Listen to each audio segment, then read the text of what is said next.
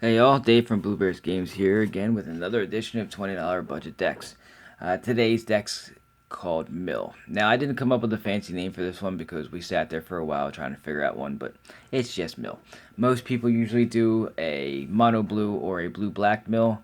I'm going to take a different angle on this one, and I have a couple times. I've actually sold this style of deck, and specifically this deck, I think twice now. It's a little different take on how to do Mill. So let's go ahead and take a look. Now, when I say a different take, I mean this. Doorkeeper. This is where it gets a little weird. Alright, so stay with me and follow me here. Doorkeeper, to the cast, 04 wall. Technically a wall, it's a homunculus, but it's got defender. Its ability is to tap a target player puts the top X cards of their library into their graveyard, where X is the number of creatures with defender you control. So, for each creature with defender, they mill a card. That's where this deck gets a little different. So, let's go into that. I've got 4 of those in there because this is your main way of milling. Then we go into the creatures with defender. Guard Gomazoa, defender, flying, and prevent all damage that would be dealt to him.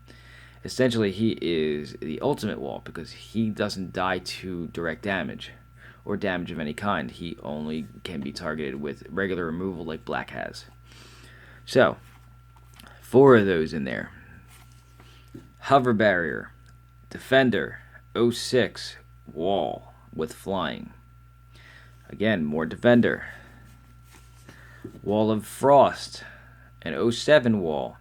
Whenever he blocks a creature, it doesn't untap during his next untap phase. So he can help. Most people aren't going to attack into you when you have all these walls out. Now, the other way of going ahead and making some mill action going on is Psychic Spiral. You're basically going slow. This deck is not a quick deck. This is a control deck in every aspect. So Psychic Spiral shouldn't be hard to cast.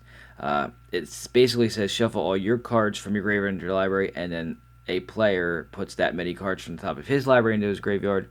So if you shuffle 5 cards in from your graveyard into your library, they mill 5. So I put 2 of those in here. This is essentially a fog deck. For all intents and purposes, it literally does nothing but fog your opponent. The only thing that it's weak to would be the direct damage. Your hope is that they're more concerned with their creatures because you're milling them to death and that they're losing all of their burn through the mill. So, a playset of fogs, a playset of root snares,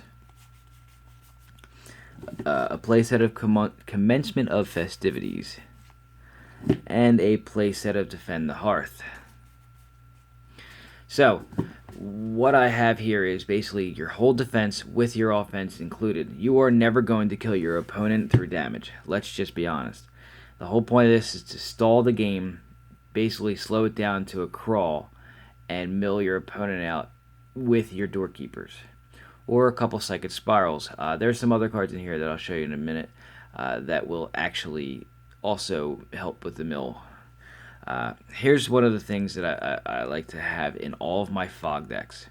I always put Elixir of Immortality in my fog decks for a couple reasons. One, the life gain is kind of essential sometimes. Sometimes you don't have the right setup yet, and you just need a little bit of extra life so you can survive until you get your setup going. It also shuffles all your fogs back into your deck, or say a Psychic Spiral so you can hit them again with it. It's just really good utility. I like to include these in most of my decks. If I had more, I'd put more into more decks. But as far as, looping, I had this in the Death by Thopter because it helps it loop the deck. So I like to have them in there. Now, for the rares. Talent of the Telepath. This one's interesting because it lets you mill 7, but it also lets you cast things. So if you're playing a burn deck, you may actually hit on this one. I'm 100% sure that you'll have Spell Mastery every time you cast this because of all the fogs. And it lets you cast 2 of their cards. So if you're playing a burn deck, you may even be able to use their own burn against them. So I included that into this one. Increasing Confusion. Target player puts the top X cards of his or her library into their graveyard. If it was flashed or the flashback cost was paid, you do double. This one was more or less I think it can work. I'm not as big a fan of this as, say, some of the other cards like Talent of the telepath. But if you're in a late game and you got a lot of mana out, you would always absolutely use this because you can get more milling done efficiently that way. And then Traumatize. This is literally the quintessential mill card. Come on now. Half? Just half. So, I mean, let's just look at that for a second. If it's 5th turn and you can play this, your opponent's drawing 7 cards for the opening hand and 5 cards, so they're, 13 cards down. So if it's a 60 card deck, that's 47 cards. Half of that is 23. 23 cards? Okay. It's included. This one was... So in this deck, I didn't have any special foils that I could put in here that made sense. So I went around and looked, and I found this mythic. Startled Awake is a 4 to cast. Target opponent puts the top 13 cards of their library into their graveyard. Now, yeah, that's okay. It's the fact that it does other things that makes this worth it for this deck. You can put Startled Awake from your graveyard onto the battlefield transformed as a 1/1. Let's go ahead and look at what it does.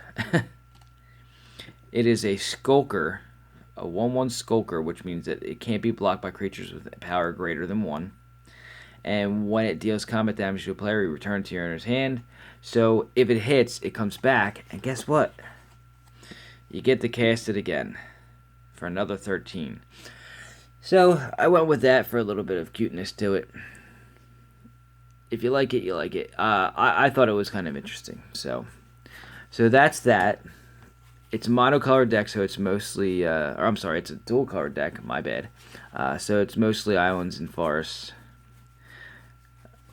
The Evolving Wilds. Now, the good thing with the Evolving Wilds in this one is that if you've got the Elixir of Immortality and you've used them already, you can put them back in the deck, you end up drawing them, you can get more basic lands out of your deck. So you can loop that around so you get more land out. And, of course, we've got the playset of Simic Guildgates. So that is my interpretation of a mill deck. It is a little different, but it works. So, if you have any questions or comments, go ahead and put them below. Please be sure to like us on Facebook. Like and share this video. Put it out to your social medias. I'd like more people to see what I'm doing. You know, it's a labor of love. And go ahead and subscribe to this channel. I've shown you in one of the videos. I'll show you again. I've got a lot of stuff. There's a lot more decks to go over. And remember, I'm not just going to be doing decks, but if you like the budget decks, I have a lot more to go. So, anyway, I hope you enjoyed the video, and thank you for watching.